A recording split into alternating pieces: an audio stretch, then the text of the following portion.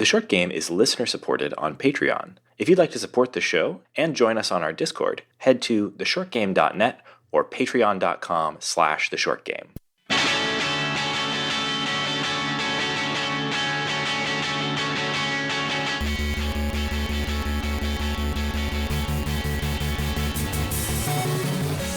Welcome back to The Short Game, a show about short video games, games that respect your time. I am Raygan Kelly, and I am joined this week by two fantastic Marios. It's me, Laura Nash. It's me, Shane. And it's a game we're playing this week. It's a Plumber For All Seasons. And you may not have heard of that, which is fine. I hadn't either until fairly recently. A Plumber For All Seasons is a Super Mario World Rom Hack. And this is something that came to us because basically Justin bugged us until we decided to play this. Yes. He didn't Justin, bug my us. husband, has a love for this. Indeed, and we love him for it. And glad that he suggested this because it is something that's sort of off the beaten path for us. But I am really, really glad we played it, and I think folks should be aware of this. It's cool. So Plumber For All Seasons is a ROM hack of Super Mario World. You all know what Super Mario World is. Super Mario, and so I'm going to tell you anyway. Super Mario World is the first Mario game on the Super Nintendo. It's one of the greatest video games of all time. Nearly everyone has played it. It has been released a zillion times. If I swivel my chair around this room, I can see 3 different versions of Super Mario World on various shelves and stuff. This is a game that I have played start to finish at least twice in my life, and honestly, cumulatively, all the weird little bits and bobs that I've picked up and played, probably 10 times, if you counted them all end to end. It introduced Yoshi, the lovable dinosaur companion to Mario. And this was the one I had to go to my rich friend's house to play because my parents didn't believe in video games, but I would make excuses and she'd be like, let's go swimming. And I was like, wouldn't you rather play the Yoshi game? Honestly, same here. I don't know how much we've talked about this on the show, but I don't think any of us had an SNES. My entire SNES experience is post well into the emulation era. I think the first SNES game I ever played, I played on a PowerBook G4. I didn't have an SNES until pretty recently. My SNES was purchased on eBay in, I don't know, man, when would that have been? Less than 10 years. And almost all of my SNES experience is via emulation. This game was being developed before you bought that on eBay. That's actually totally true. Yeah, this game, so we're talking about a Plumber For All Seasons, a ROM hack of Super Mario World that was in development for nearly 10 years, a really long time. 2012 to 2021. Dang. It's an amazing project. And really is. Before we get too far into that, so Laura, do you want to tell us what a ROM hack is? Sure. It is a fan-made, quote-unquote, patch on a game that uses the engine and recreates it.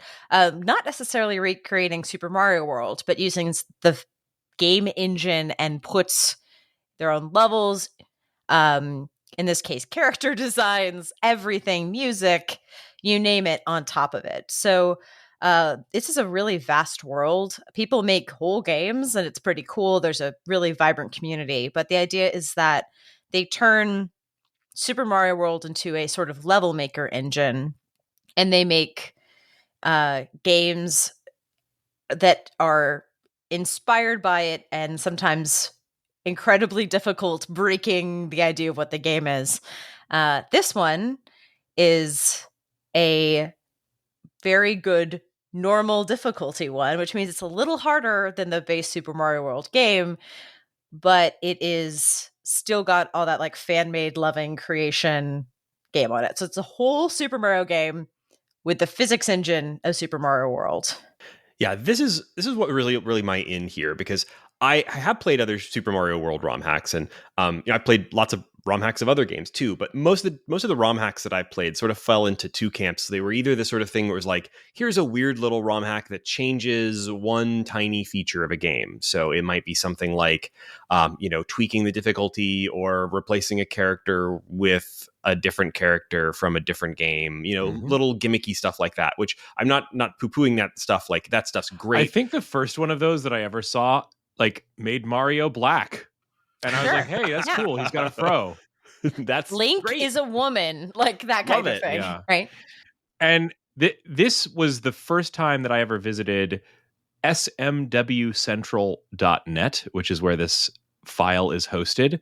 So ROM hacking allows you to kind of create your own game by editing some base game. And so SMW, Super Mario World Central, is an entire website dedicated to hosting thousands of different hacks for Super Mario World, all variations on one game. And this one's a complete overhaul of that. Every single level is replaced, and it creates a nearly wholly original brand new game off of the ROM of the most popular platform of all time. Yeah, and this is a true labor of love. I mean, Justin, when I said, is there anything you want to make sure I say on the game? And he said, this game is better than platformers I've paid for. Yes. Oh, yeah. 100%. This is an incredibly well-designed game. And that's what's really surprised me about it. I have played other games that were like, essentially like level packs for Super Mario World. This one feels like more of a cohesive experience. It has a theme. It has its own original graphics and music. A lot of Super Mario, ROM hacks really are just sort of new level packs. Whereas, and also there's a whole tradition in Super Mario ROM hacking. If you've ever watched like a GDQ, you may have seen things like Kaizo Mario. There's this whole idea of like Kaizo. I actually don't know the specific translation of it. I think it's essentially like in modern indie game terminology, people call these things Masocore games. These are the Kaizo Mario games are like ROM hacks of Super Mario to make them balls difficult, right? Like to require like absolute incredible precision platforming and be able to showcase incredibly high level play.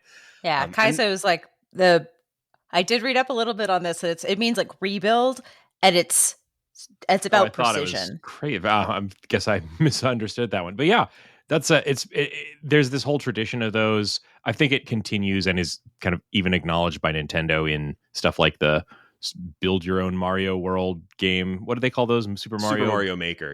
Maker. Yeah. The I don't think you get Super Mario Maker without the incredible like multiple decades of innovation in the ROM hacking scene. And also like the Super Mario World ROM hacking scene has produced lots of tools. So like even if you're not somebody who's willing to like wade into assembly code, now the person who made this game clearly did. They went above and beyond.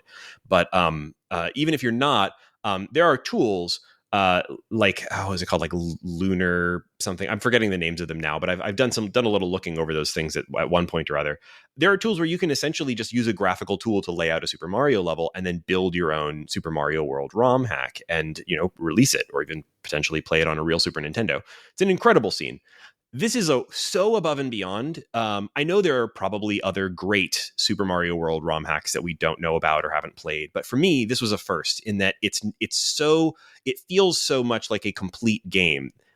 It almost feels like an alternate history game that would have released between Super Mario World and like Yoshi's Island, and it kind of splits the difference in a lot of ways. In terms, so obviously it has the gameplay of Super Mario World. It doesn't have the sort of bizarre alternate version that like Yoshi's Island has, but it has a little bit of the Yoshi's Island splash. Yoshi's Island took things in a wild new direction. It had some additional hardware in the cartridge, and so it wasn't what most people are expecting from the game that would be the sequel to Super Mario World. It had this cartoonish pencil sketch art style or crayon art style. It had a different main character. It had all these like flashy things like sprite scaling and parallax and other like flashy stuff that weren't strictly possible in the original Super Mario World. This game does some of those things, even without being like, even without having like a Super FX chip in it, like Yoshi's Island does. It does amazing stuff like cool parallax effects in the background and things that some of the bosses do things that you haven't seen before in the original Super Mario world. So it really does sort of feel like this bizarre alternate history Super Mario like 4.5. It's really cool. Yeah, I think something I really appreciated is that WIE, which stands for White Yoshi Egg, aka Eric Kaiser, said his design goal was to avoid frustration. And I think that well, I have some levels to tell them about then. For people who are like, I'm going to play a ROM hack and I know I'm going to I have entered into a more challenging territory. Like everything is so extreme. Like, can I design a game that's still it's hard, but it's not unfair? No, I totally feel that. It's just a straight up good ass Mario game. Yeah. So it feels like a hard Mario game, but it still feels like a Mario game and not something something weird that the internet has made. Like it feels like an actual game, which is a very funny thing to say. And I those other games are completely legitimate. They just feel like hacks. And this feels like a thoughtful game. It has some places where it's very stylistically different from Mario, though. And I don't just mean that he's overhauled basically all of the art. There's a ton of original art, even for kind of standard characters in this. There are a lot of things like, in particular, the style of the writing on the note blocks that you get is much more strange than what you would see in classic Super Mario World. Well, I don't think he had any limitations in terms of ROM size. One of the big limitations back in the early 90s was they had a hard cap on how many kilobytes they could fit on one of those cartridges. And if they went over, well, you got to put a whole nother chip in there and you've just doubled the cost of your game.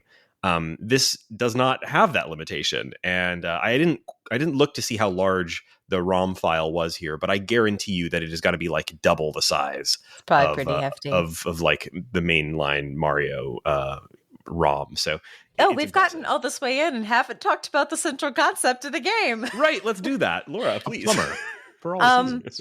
Yes, A Plumber For All Season is a game where the worlds are seasons. So you are playing the same map in spring, summer, fall, winter.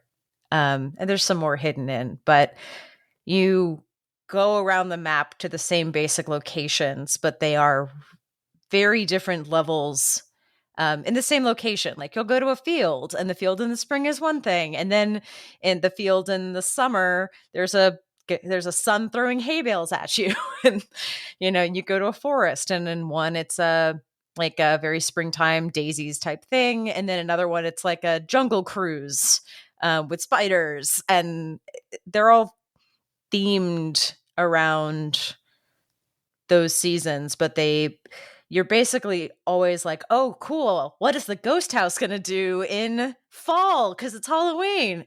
Answer is cool stuff. But that's the I don't want to call it a gimmick. It's the theme.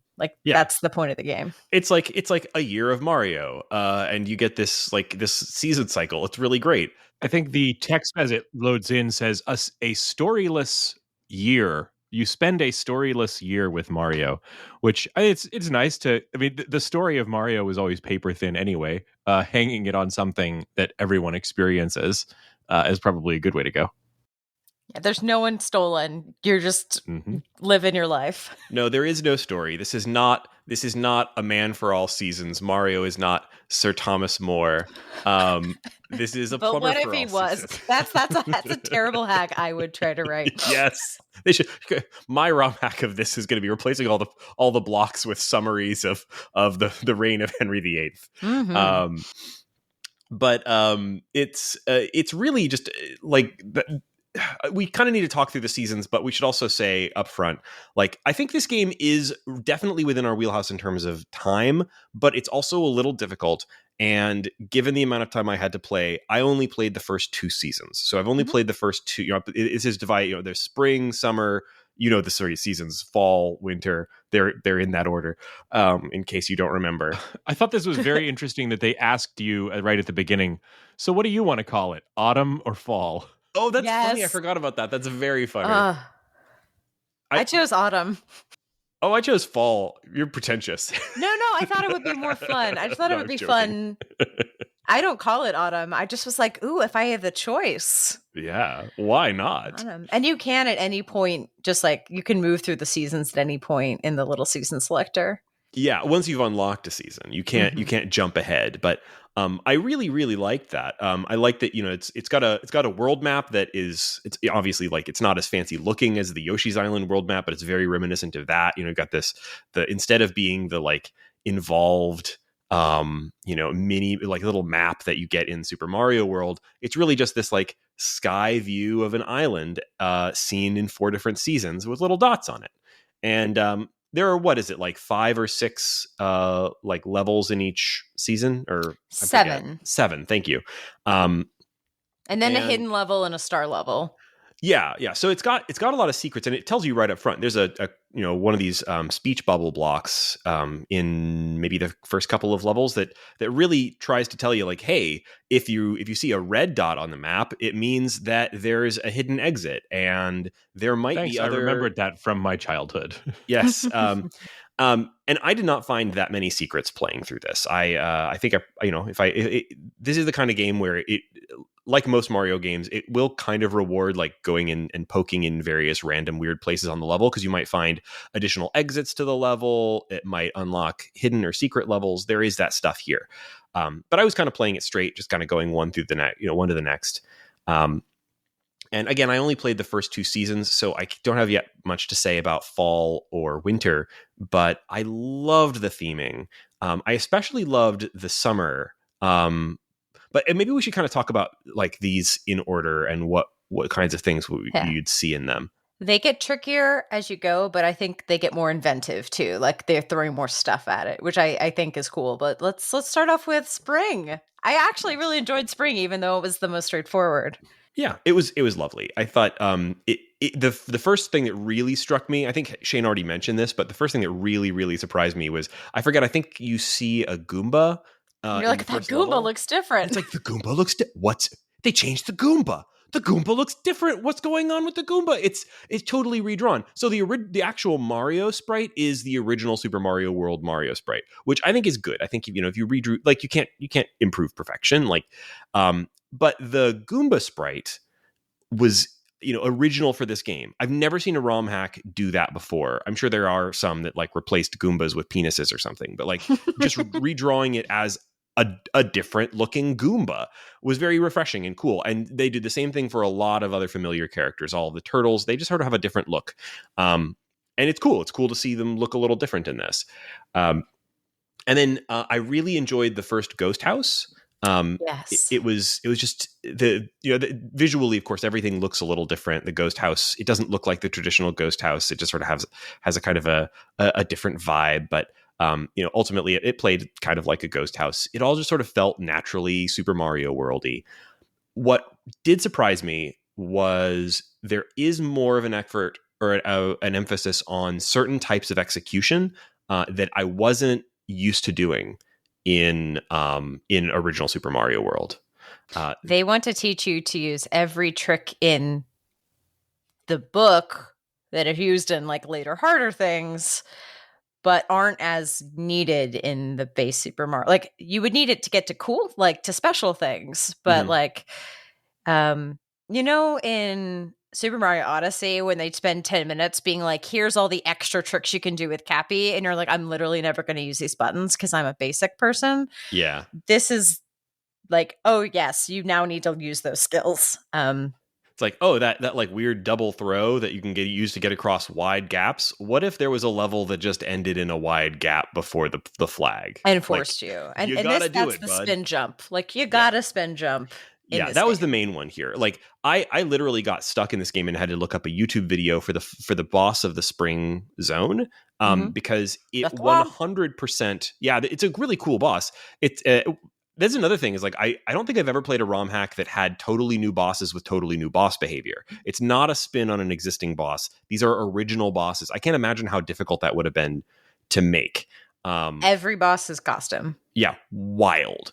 But yeah, the boss of the spring zone is a thwomp with an original art, a new cool looking thwomp that does its own, little stomping and sliding side to side squashing moves, right? But in order to hurt it, you have to spin jump on top of its head, which gives you additional height to be able to go up to the top of the screen and grab some turtle shells that are up there and throw them down at it. And that, first of all, is just a difficult thing to execute, but I literally hadn't done a spin jump in years, except maybe by accident. It's like a whole different button on the SNES pad. And like, I'm a 2-button guy on Super Mario World, hold, run, push, jump, right?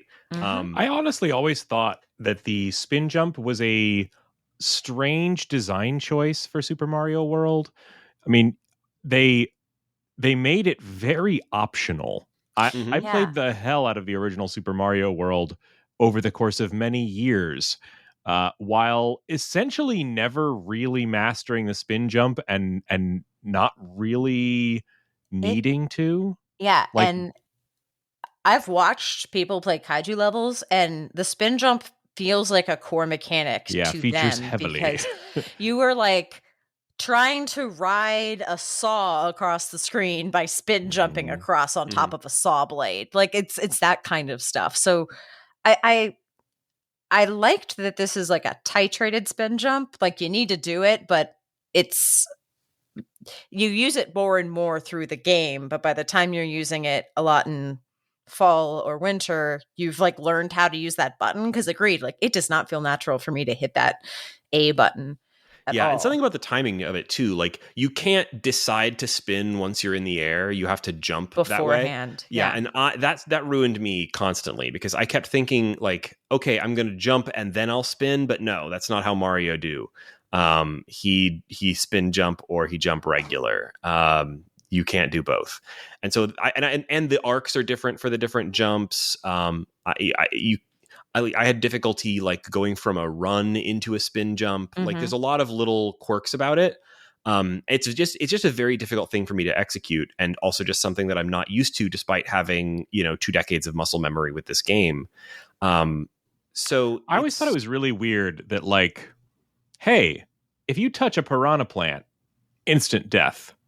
But what if you were spinning? What if you just spin off their heads? What if you were doing a dorky little half as high jump when you landed on it? Yes. This gets progressively funnier in later stages, including at some point, like a bunch of dumb looking dolphins come swimming up and you can like bop off the dolphin's head. Like, yeah. So there's a lot of like increasingly funny things with the spin jump. But it's like, you're going to have to learn it in spring, and then you're going to need to use it more in summer.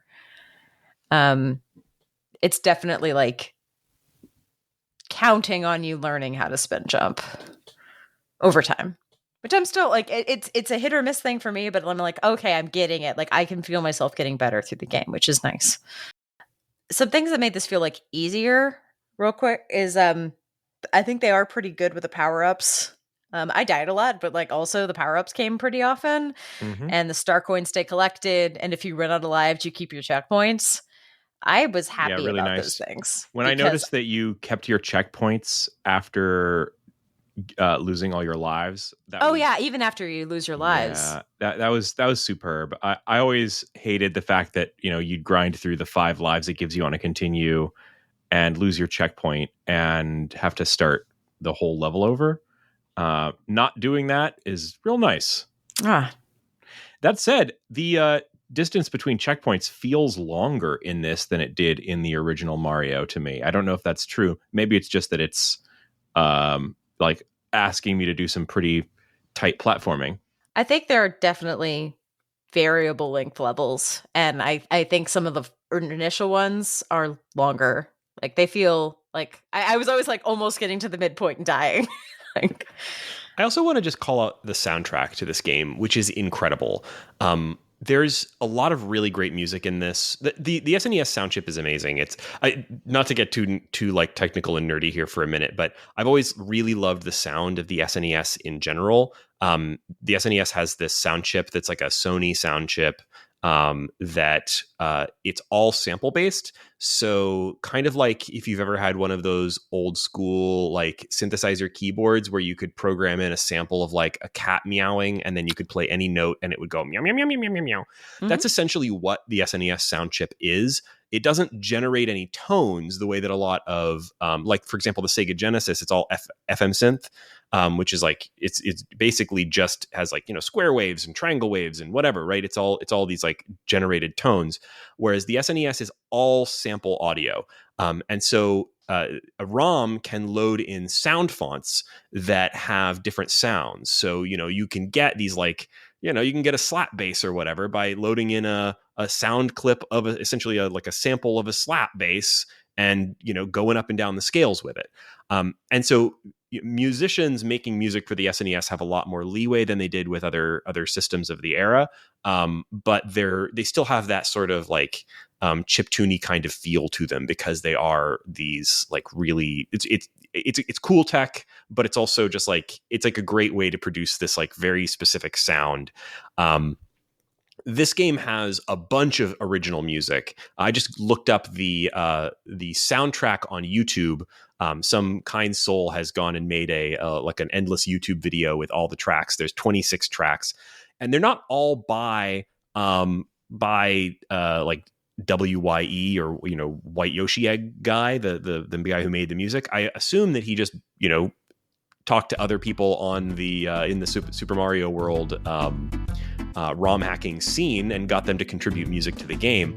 But there's like 26 tracks here. They're all amazing. I hadn't gone through this to like, there's one specific song that I really liked from the 5th level of the summer zone that was like jazzy in a way that I don't think I would never have expected it as like a Mario track.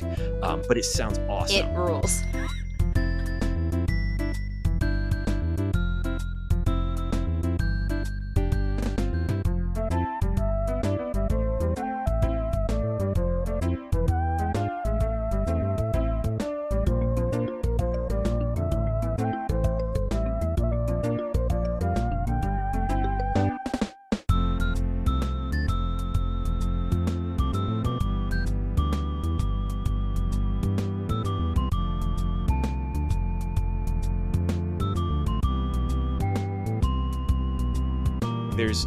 There's a lot of really great Super Mario-esque, but like more adventurous music here than you. And also just the fact that this is a Super Mario World ROM hack with its own 26 song soundtrack, like original music here. It's incredible. So I was super, super impressed with it. Almost entirely custom graphics and also custom soundtrack.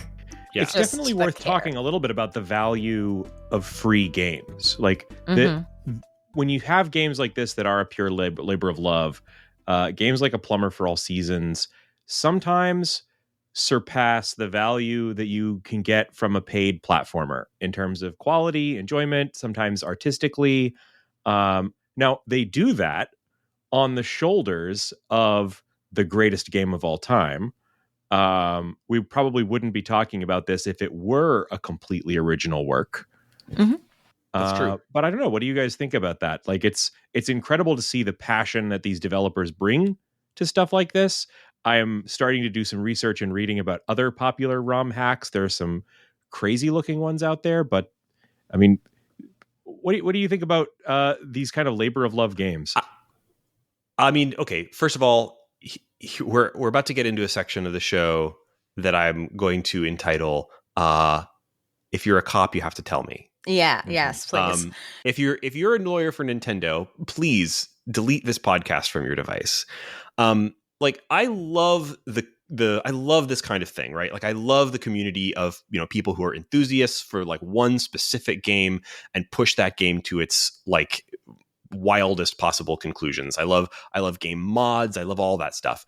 That said, for me and my own particular way of playing, like it's actually kind of hard for me to get into this stuff. I'm not the kind of person who like perseverates on a single game for months or years. This is the short game. I play a different game every week. I'm trying different new stuff all the time.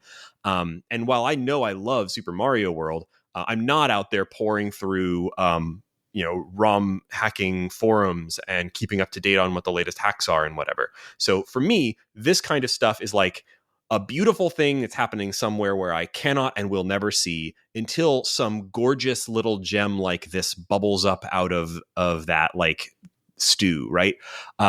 So I don't know. I don't know if I have like a specific thing to say about it other than like, hell yeah, I'm glad that there are people out here doing this sort of thing. I'm glad they're doing this work. And also, if you think that it's somehow wrong to download a ROM of Super Mario World, go to hell.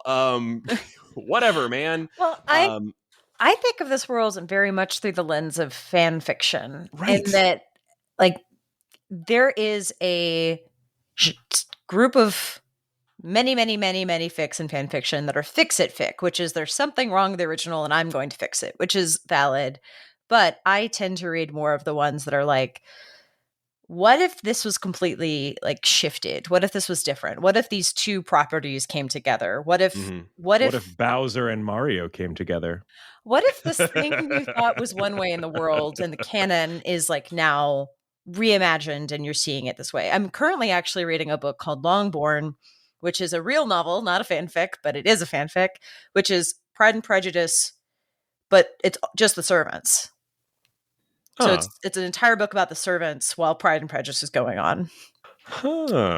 And I feel like this is that kind of version of a game. So what you're saying, this is a Super Mario, what if they had Weather AU? Well, it's like, what if Nintendo had decided to do a season-based game? Like, what if this was the concept? Like, how faithful can I do in this engine that I know and love?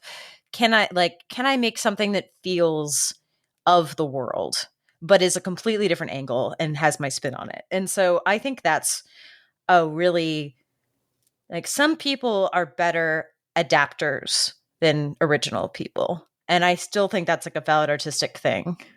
This feels like taking a Lego kit and building something else out of it, but you can still see the DNA. And that's But this is on the level of this guy like took his Legos, melted them down, made new molds, and made new Legos out of them. Like it's so transformative. It is incredibly different, but it feels like it could stand beside it. And I think that's a really interesting thing to do. It's also like a banger, but I'm talking about like an artistic thing. Like, I think there is like, if you love Mario and you were like, but I want to build my own version of a Thwomp, a Goomba, like, what if they're like, the penguins look like this? Like, I want my own style applied to it. Like, it's a really cool concept. And I think that is, you can't do it legally.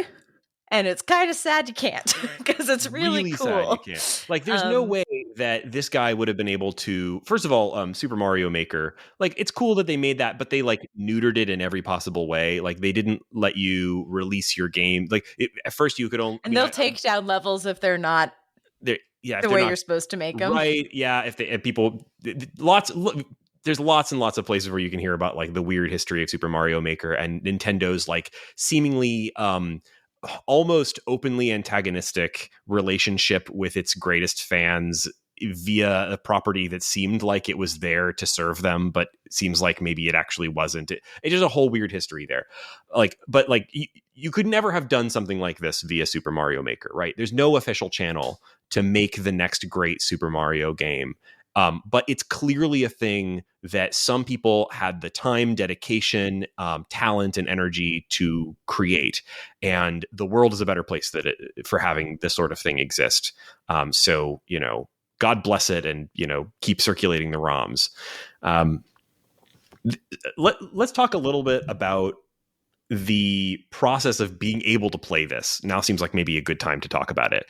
Yeah, that was a weird one for me. I played this on my Steam Deck, and I would say I invested a significant chunk of my gaming time in getting up and running on it, mainly because just I had never done anything quite like this before. I have some experience with emulators on a lot of different things. Something told me that trying to get this working on the Mii U Mini, which is the way I played Super Mario World last time, wasn't necessarily going to work because it did not work for me. I can tell you that's definitely the case. This ROM hack is really like on the bleeding edge of Super Mario it World. uses ROM like a hacking, special chip or something. So it doesn't work in the Mini Mini. So I figured the Steam Deck would be up to it, right? So I installed a emulator on the Steam Deck, and then I Googled the name of this game, and I downloaded it, and I put the file in place, and it didn't work. And it is because what's going on? I put the BPS file in exactly the right place, and then I am like troubleshooting, and I'm texting Raygan, and of course the answer is what I have is the patch file and not the game itself. You have to provide Shane, you your fool! own copy. You absolute nitwit! You buffoon! You've been fooled by one of the classic blunders. So I went to the closet and I got out my copy of Super Mario World and I folded it 6 times and I jammed it into my my Steam Deck, and now I had my ROM. And that's how you get a ROM, everybody. Yeah, and then I tried a ROM editing tool. This is a safe space, guys. And also, I already told all the cops to leave. Nintendo lawyers have already been required to delete this.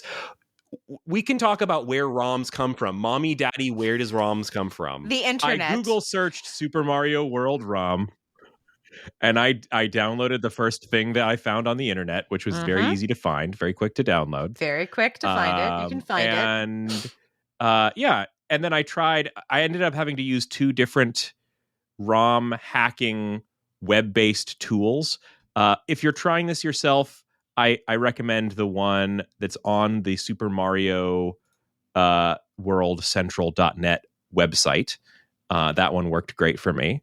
They have a beautiful beginner's guide. If you go to smwcentral.net, right in the middle, it's like, hi, would you like to get started? Here's a beginner guide. Exactly what you need. Exactly what the fact that site continues to live seems to rest primarily on the fact that they do not host the like 7 kbps that is Super Mario World. They host everything that goes on top of it. And so you combine those, you do the patch, and then I download the new output ROM, and then there you go. Now it's working, and so fantastic. But that's a very different install process than anything else I've done on my Steam Deck. Kind of cool, but So a couple quick things about that, if you haven't ever downloaded a ROM hack before, like that is the standard process. A ROM hacker, obviously they're taking an original ROM, they're modifying it, and they're releasing the result, but they can't, for lots of different reasons, release the original ROM. They're releasing a patch file, and the patch file is basically a file that describes the changes to the original ROM, but doesn't include the actual code of the original ROM. You use that in combination. So in this case, take that BPS file, that ROM file, put them into a patching program. There's lots of ones you can download or run in your browser, patch the ROM, and then you go. The other thing, Shane mentioned this about not being able to run this on the Miu Mini. I also tried that early on, and that did not work. This is one that really does rely on using like a pretty sophisticated modern SNES emulator, which feels a little silly to say. Will it actually run on a regular SNES? Like if you were to load it onto if it has I think the SA1 chip. I did not look this up ahead of time, but some of them have the chip that makes them run better, and some of them the don't. SA1 chip is a chip that would be in the cartridge. So there's certain lots of SNES games included special chips. And there were especially towards the end of the SNES's life cycle, some of the more like complex or fancy games would include certain special chips. The SA1 chip, for example, is the special chip that was used in games like Super Mario RPG, or in getting a remake, by the way. Yeah, cool. Or there was one of the SNES Kirby games used the SA1 chip. It was actually one of the more common special chips. It's not as fancy as something like the Super FX chip, which is essentially an entirely new console inside the cartridge. I don't know a whole lot about the specifics, but there's actually a lot of really cool ROM hacks that are just there to add SA1 chip features to existing games. It's basically like a coprocessor, and the benefit that you get there is that there's a lot of SNES games that had a lot of slowdown. So, for example, like Gradius, really cool game. But on the SNES, when there were a lot of bullets or ships on screen, it ran dog slow. You'd get these like really chuggy frame rates, and so clever ROM hackers have been taking this existing chip that's well emulated in SNES emulators, at least modern ones, and essentially like hacking it into existing SNES games that have slowdown issues, and getting a result that you can run on real hardware if you have a ROM cart that can simulate an SA1 chip. So things like the FX pack, or run in a modern emulator. And then you get a game that runs at full speed with no slowdown because it's actually emulating a cartridge that never existed. I didn't have to do anything. I mean, once I had the patch stuck on the ROM, I opened up RetroArch, which is what I used on my desktop. Yep. Turned on my my old Xbox 360 controller and was like, I'm off to the races. Like it does it for you. But like if you're trying to do this on an actual piece of hardware, like you'll have to do a little bit of Googling. Yeah. And it's, a modern emulator will just like detect, hey, this ROM has, or is supposed to use an SA1 chip, and it will emulate that chip. So no big deal. But that is where, like, if you're trying to run this on like a lot of handheld emulators either don't emulate the SA1 chip or do it slowly, and you will get bad performance. So, but like, what do you get for that besides like lag getting taken care of? There's some really ridiculous things they do with art. Yeah. There's a level in Winter that's the water level, and so you always start the water level on top, and you can see in the background there's these like beautiful parallax background where like you're moving at one rate and the background's moving at another, so it there's some depth there. And you're like, oh, beautiful. There's like, oh, an iced over lake. I've been at this lake before, and now it's iced over. Cool. And you can see that the water's below the ice. And you think that's it. And then you have to jump up on some high platforms, and the background tilts so you can see more of the ice. Awesome. And then you're like, wow, that's cool. The ice looks beautiful. And then later on in that level, you have to fall through the ice. I think like you make a penguin fall through or something, but you go underwater and you go down into the water level. And as you go down, it doesn't flatten the ice. It tilts it. So the ice is now tilted up, and you can see the underside of the ice. And I'm like, use that chip so that you could just do cool, weird background effects. Like that must have taken ages. And it was just so it looked cool in one level. Like there's stuff like that all through this game. Yeah, it's incredible looking. And there's other little touches too. Like something that I thought was technically impressive was there's in the summer level, there's a level where Lakitu is in the background throwing hay bales towards just the foreground. At first level, yeah. Yeah, and they do a really nice sprite scaling thing where like you can see it way in the background as a small little hay bale, and then he throws it and it does a convincing little like perspective thing, and then the hay bale will come down and kind of bounce and then fall off the screen, and you're meant to sort of use them as platforms kind of mid bounce, which is a really cool little like platforming challenge. And I thought that was very impressive. I was like the scaling, the sort of convincing like background to foreground kind of ness of it. And also just like it was a kind of moving platform that I don't like. Certainly Super Mario World has like platforms that fall out from under you, but this was its own kind of thing. They were like, this one can squash you. Yeah. Oh yeah. And they would fall on you and squash you too. It was awesome. Yeah. I love that. Even right from the beginning, there are some things I don't think you would see in the original game, or the graphic styles that are available there. Like light rays coming through down from the above that are fully transparent. They had a lot of fake transparency in games of this era. But I do think it's kind of funny that we're talking about this like it's a incredible graphical achievement, which not saying that it's not, but it's we're taking a little bit of a walk. It's a little better than a game from the 90s. Ooh, but you're right. Yeah, but they're doing it in the engine, and so we're like, you're doing all of this here? Like it's like when someone does a whole like beautiful portrait out of salt and pepper. You're like, holy cow! Like. That's the cool thing about these ROM hacks is they're pushing the envelope on what can be done with ancient tech by today's standards. I love it. I feel like in that way it's very in line with the Nintendo philosophy. You know, Nintendo's whole deal is often like, you know, doing beautiful things with limited tech, and like I feel like this is the most Nintendo game I've played that's not from Nintendo in a way. This is very Nintendo would be proud if they weren't lawyering up. There is a level in Fall/Autumn where leaves are falling from trees, and they are like a series of progressive platforms that you can use to move up as leaves are falling down from the trees.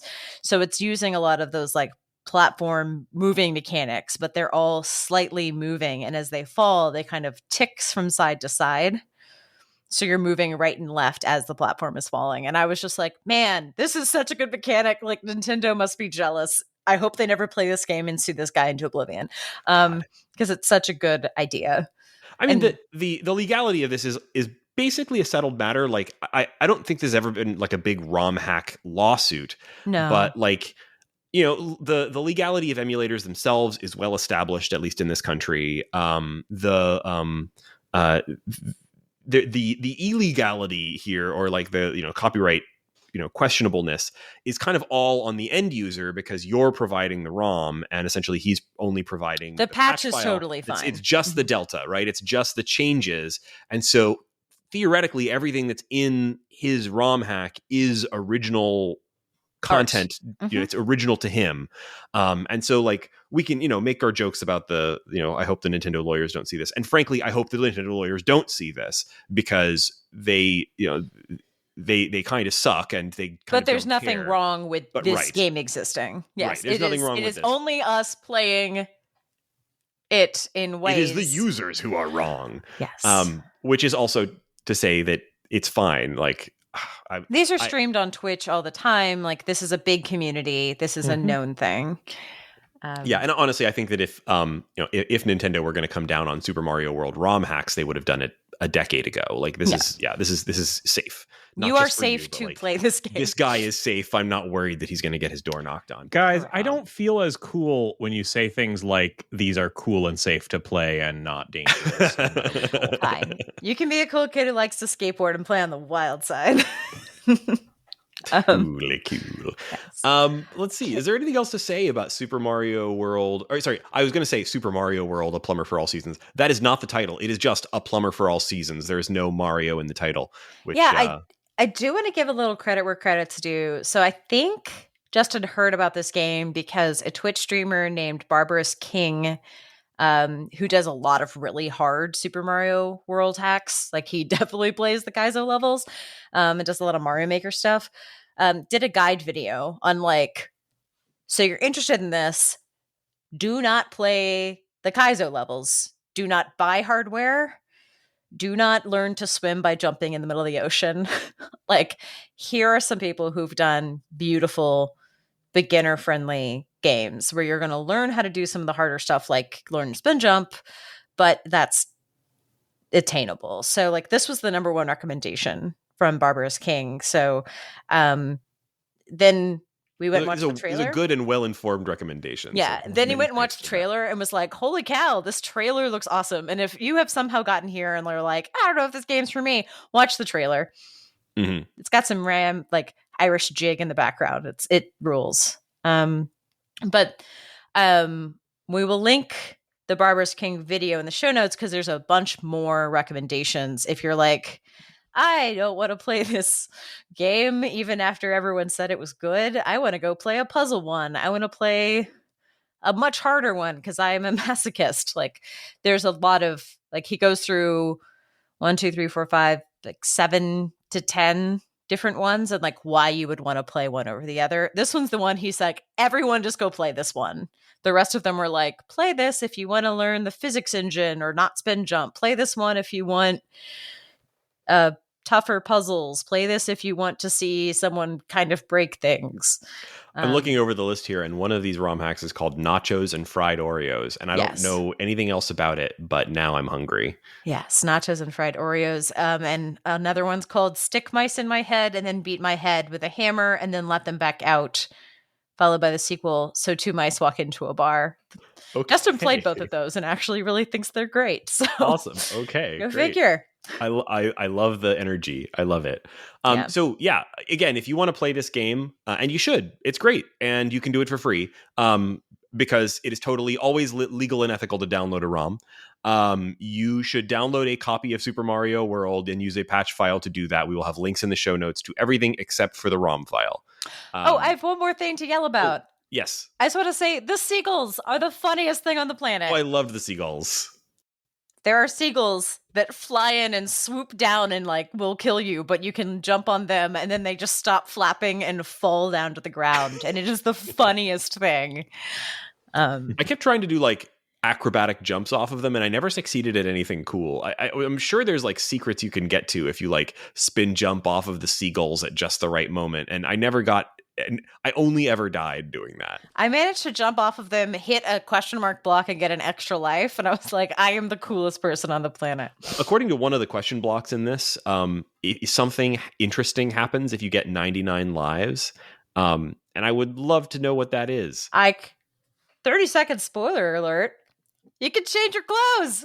Oh, that's so fun. New outfits. I thought maybe there was something like that because the title screen has 4 Marios in seasonal outfits, and I kept expecting to get a seasonal outfit, but they were not there. But yeah, that makes sense. That's worth striving for. That's how you get your seasonal costume changes, including the Santa suit, which is adorable. Oh, that's so cute and cool. Aww. I love dressing up Mario. I am I don't do character creators in that way. I don't love playing dress up with. I've never really played The Sims. I don't really care what my armor looks like in games. We are so different, you and I, Raygan. But man, if you let me put Mario in a cute little outfit, I love to dress up the little plumber boy. And there is nothing better in the world than the cat Mario or bee Mario. Those are my 2 faves. So, but yeah, a Santa suit's also, it's fine. He's no cat Mario. But you could also get the outfits are very cute on the title screen, and they're all doing a little peace sign. Love it. Good stuff. Absolutely love it. Well, this game is great. Again, you can play it for free. None of us, I believe, finished it for this episode, but I don't believe it's long enough to be over our limit. No, it's definitely not. You should be able to complete. It's significantly shorter than original Super Mario World. Original Super Mario World had 99 exits and some hidden ones as well. So there's 109 or something like that. This is has 37 levels and 41 exits. So yeah, and a lot of them are shorter. Yeah, so definitely condensed. You can definitely finish this. If you've played Super Mario World, you're already familiar enough to get started right away. And I'll have links to all the most important stuff in the show notes, including links to download the patch file, links to an online ROM patcher, and some instructions if you want to do that. Links to, I don't know, I guess I'll probably try to put a link to an emulator, but really it's going to depend on your device or whatever. Little side note, by the way, Shane and I both played this on the Steam Deck, and I'll drop a quick suggestion to folks for how to get set up on the Steam Deck. There's a bunch of different ways to install emulators on the Steam Deck, but what I've really, really liked a lot is something called Retro Deck. And if you happen to be a Steam Deck user, it was pretty easy to set up. Yeah, go to I think it's retrodeck.com or retrodeck.net. If you Google that, you'll find it. There's another thing called EmuDeck that's a little more popular, but frankly, I think it's kind of it's just a script that downloads a bunch of crap onto your Steam Deck. RetroDeck is, I think, a lot easier to set up, and it's all very self-contained. So you can uninstall it and it removes everything. It's all one thing that can be installed or uninstalled. And it's great. So if you want a really easy way to get a nice setup with multiple emulators and a consistent UI and well done pre-selected hotkeys that you can do and all of that, check it out. The main thing that I really enjoyed about it for this was that it comes pre-set up with rewind enabled. For SNES at least. And so there were definitely times in this game where I died in some cheap, dumb way, and I will be the first to admit, figure out how to trigger that. I'll take this offline, but you need to tell me. Yeah, you can do rewind on this. You can turn every game you play into Braid if you want. It's actually really great. So yeah, loved that. Do we have time to talk about what's making us happy this week? Sure. Me too. Yeah. All right. Well then, Laura, what's making you happy this week? So I have been watching the Psychonauts documentary on Psychonauts nice. 2, the making of, despite not having played Psychonauts 2. I keep intending to. It's a long game. I haven't gotten to it, but we are maybe 8 episodes in. I think there's over 30. It's I think it's 22 hours total. We're watching maybe 1 or 2 a night. It is making me have all sorts of feelings. It's making me very happy. I'm so happy this exists, but it's also making me anxious. And like, I feel so bad for these people. And then I feel so good for these people.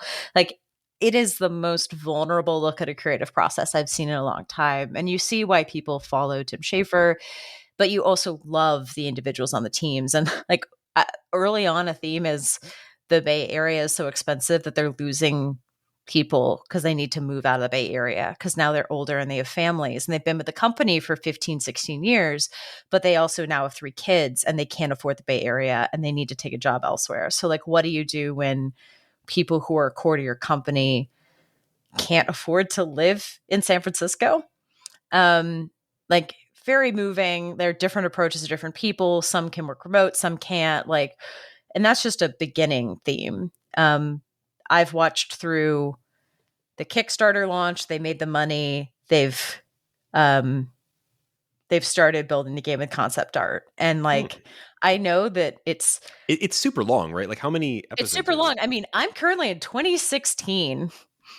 The game wasn't released until after the pandemic. Like the game they were still developing during the pandemic. So like at the E3 where they're demoing the VR game and like and announce that they're doing the Kickstarter, they're demoing Breath of the Wild. Oh man. And it is just like incredible that there's so much creativity and good ideas, but it's also about like how a team tries to work together. And I know there's a lot of, I'm like lightly spoiled on some things that happen later, but like seems like a company story. I mean, at the end of this, like Double Fine gets acquired by Microsoft. I know this because that's like spoiled by the gaming industry news. At some point in this documentary, they're going to cover that. And it might be in 15 hours, but at this point, I'm going to be incredibly attached to every employee there, and I'm going to be very worried for them. Like, but it's one thing to know that from an article, and it's another thing to see it. And the documentary has everybody. The thing that's making me most happy about it, though, it's not its assistance. It's the way it's been cut. Every episode is one thing, and it's variable length. So if they're just covering how to set up a Kickstarter, it's not a Kickstarter. It's a different like Fig or some kind of crowdfunding, but like how you do a crowdfunding campaign, that might be a 30-minute episode. But an episode on, we have brought in the head designer from BioShock 2, and now that guy has to learn how to work with Tim. That might be a 50-minute episode, right? Like they know how to like just do the thing you need and then like end it at a satisfying place. They're not trying to do it made for TV. So I think that's what's making it work the best, is that I can look at the runtime, be like 22 minutes, get a story. I have a promise of this will be on this one person and their journey. And I don't have to worry that like there's not an ending. Like it feels like a very continuous story. Like good chapters make me so happy, because how many TV shows just end with like a to be continued? Like they never to be continued. There are no cliffhangers. At least it's really cool, because the thing I was in. most concerned about with hearing about this was, it sounds cool that like, oh wow, I can watch this like 48-hour long epic documentary series about the creation of a game that I haven't played and I'm not sure I ever actually will. You don't need to. Right. But it's about a team that I'm interested in, and like there's a lot of interesting things about it. I know that it's from a bunch of documentarians that are really good at this thing. But I was worried about the pace, because it's like, or like so it's good to hear that it's like well paced and well executed, because I was like, I don't know if I can sit through watching like, I don't know, a recorded Zoom meeting or something. You know what I mean? The Zoom calls are short, and it's like sometimes the point of the Zoom call is we are doing a Zoom call and we're not used to working with this person remotely. And sometimes it is, just like a person on a call and it ends. Like they're very careful about like why they're including X footage. I also am happy because like some of the company rituals are being shown, and I just know this is going to be like a recurring thing. And they've got like the 2-headed doll from the logo, and so people will be like, I appreciate like the person who got it last week, like hands off and be like, this week I appreciate this person, and then everyone like hands the doll and you get the doll at your desk for a week. And like that's already been a recurring theme, and I'm like, this is going to be like tracking the doll is going to be a thing I can do for the whole season. Like it's like now a bit. But I don't have to worry about like not remembering who people are from episode to episode. They're going to remind me. Like I feel like I'm currently going like maybe a week between episodes or maybe 2 or 3 days. I feel like I could take 2 months off and I could start the next episode and I'd be fine. That whole thing's on YouTube too, right? It's like that's what I'm watching it on. Yeah. Nice. Okay. The whole thing's on YouTube 4K and there's captions. Nice. And there's also special the description captions are also an option. Oh, good. So yeah, I've been meaning to at least watch an episode of it. I don't know if I'll ever like have time to like wade through the entire thing because it does seem like it's such an epic. But like it seems like a really interesting document of like here's the entire process of game development and you know Tim Schafer's fun and funny. I think it sounds like a fun thing to watch. Yeah, it's been a really we unlike other podcasts, we were not paid to say that I like this. If you want to pay us to say that we should watch this, feel free, Double Fine. But I just heard it was good and started watching it, and I was like, oh yeah, like it does make me anxious, but I'm weirdly also using stuff at work, which makes me feel bad. But it's one other thing, and then I'll let other folks say is it's been interesting the dynamics because like one case there is a younger woman who started as an intern who is coming up with all these creative ideas, and she's allowed to come with other established concept artists who worked on the first Psychonauts in the meeting. And she's like, I am a terrible artist compared to these people, and they have better ideas because they know Psychonauts better. And I am an imposter. And everyone else in the room is going, oh, it's so cool. We have Emily. We've never had a woman in this room. She's coming up with completely different ideas. She's brilliant. Like her ideas are fresh. Like who cares if she just does sketches? Like Emily is such a good idea thing. And she's sitting there going, I have imposter syndrome. I don't belong here. And I'm like, this is the clearest I've ever seen. Like I want to take this and show it to people at work and be like, this is you. This is you. Like you are doing this to people I see.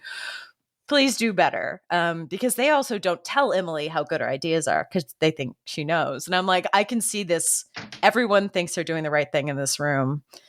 And the documentary people are just filming it. So we'll see. I might have a bunch more feelings. But right now, my feeling is happy. Well, I have a quick recommendation this week. I was looking for another audiobook and just scrolling through the Goodreads, and I've ended up picking up an audiobook series that I have seen mentioned a whole bunch of times over the years, but had a goofy enough premise and title that I never kind of like went for it, and I had no better options, so I went for it, and I've been really liking it. So I'm listening to the audiobooks of the Bobiverse books by Dennis E. Taylor. This is a science fiction series. The first book is called We Are Legion, We Are Bob. And the premise is that a guy who's obviously it's Dennis E. Taylor with a different name, but it's a guy who's like a computer programmer and, general sci-fi nerd kind of guy, sells his company and has just become very rich. He's just signed up for cryogenics thing because why not? When you're rich, have them freeze my corpse. And then he gets hit by a car or something and dies suddenly in the 20th century. More than 100 years later, the Earth has gone through many weird political and other catastrophes, and his brain is de-iced and scanned and used as the controlling AI for a space probe. a von Neumann probe, which is the concept that like we would send out space probes that are AI controlled and that can build new probes when they get where they're going. So the original intent is that they're going to take Bob's brain, stick it in a spacecraft, and send it out into the universe to spread and make more Bobs, with the hope that they would ultimately find a colonization target, so that humans can escape the quickly worsening Earth. And then the story of the books is very it's all told from the perspective of Bob, but it's not just one Bob, because very quickly Bob starts making more Bobs. And so it's like a whole race of like kind of weird dudes. All of the Bobs are a little different, right? They're there's not a perfect copy every time. Different slight variations on Bob's personality, but they're all essentially Bob. And it's just a kind of a cool space opera thing where instead of being about people, it's all about Bob. And I don't know, it's fun. It's got like long-term storytelling, like at least very early in the books, there's no faster than light travel. There's no, faster than light communications. Everything is happening on sort of, light speed, like sub light speed timescales. Some of that changes a little later because, plot. But it's good. There's 4 books in this series. The audiobooks are good. The guy doing the reading of the audiobooks, he sounds like you would expect Bob to sound. So I've been enjoying them. And they're not as goofy as they sound. Like they're goofy, right? It's like guy who names all the planets he comes across after Star Trek planets, right? Because he's that kind of nerd. But also a lot of interesting ideas about, how do you stay sane as a computer intelligence in a disembodied space probe, and so on. Like hard sci-fi, but also goofy sci-fi. It's an interesting balance. So I've been really liking them. I'm not going to give them like a 5 out of 5 stars or whatever, but on my Goodreads profile, but they're fun. And I'm only in the middle of the second of 4 books at the moment, but I'm enjoying them. So I thought I'd recommend. Shane, what's making you happy this week? Sure. Well, I got a short one, but literary, much like yours. There is the results are out for a contest called the Little Lytton contest, which is there's actually more than one contest of this nature at this point, but it's a contest for terrible first lines for novels. And awesome. Yeah, they do this every year. People submit terrible first lines, and the ones that are chosen for feature have a excellent combination of seeming very realistic, very very high verisimilitude, but also being absolutely awful writing. And I think the only way to really celebrate it is to give you some of the examples that have been featured or won this year. The winning line is: "The sorrowful sun sank into the tears that were the waves, and Sammy began to cry a bit." Oh no! I like this one very much. "He wrote his name in the wet concrete, his finger the pen, his arm the pen, and his body the pen holder."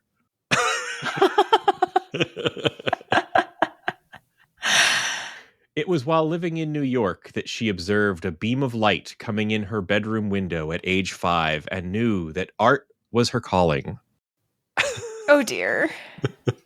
It reminds me of the contest for bad sex scenes too. Yes. Right? Yes. Yeah, similar concept. I there's a lot that they feature here. There's certainly no shortage of these. Everyone will find their own favorites. I'll skip the ones about penises. Thank you. Thank you. Well, this one's only tangentially so. "My life exploded on the day I found my wife galloping like the 5th horseman of the apocalypse, cuckoldery, upon her fateful steed, my brother's manhood." Oh my god! gosh! Only tangentially. Thank you, Shane. The last one I'll give you is Detective Horn took a pensive drag from his vape pen. Oh no! A lot of good ones here. Vape pens. I'll send the link so we can put that in the show notes, and you can be aghast at some of these as well. Thank you, Shane. I'm sure our listeners will enjoy. And listeners, thank you so much for joining us on this episode of The Short Game. You can find our show on the internet at shortgame.fm. Shortgame.fm. That's the site where you can find all the links to all the stuff. A link to, for example, our Patreon page, patreon.com/theshortgame, which is the way that you can support the show. We've had some new patrons lately. We appreciate you so much. Thank you, patrons. Let's see. If you are a patron of the show at any level, then you get access to our Discord community, which is where we talk about the show. We talk about the games that we're playing and what's coming up on the show. We talk about all sorts of other great stuff. Maybe you can come and share the worst first line of your novel that you've been working on with us. We would love to hear that. And let's see, you can find me on Mastodon at Raygan, Raygan, at bird.rodeo. Laura, where can people find you? You can find me lurking on Mastodon and not writing much. Laura J. Nash at bird.rodeo. And Shane, where can people find you? Another murder. I hate these crimes, said Inspector Jack Slatton. He hated them even more than he hated other crimes. You can find me on Mastodon at 8bitshane at mstdn.social. And listeners, once again, thank you so much for joining us on this episode of The Short Game.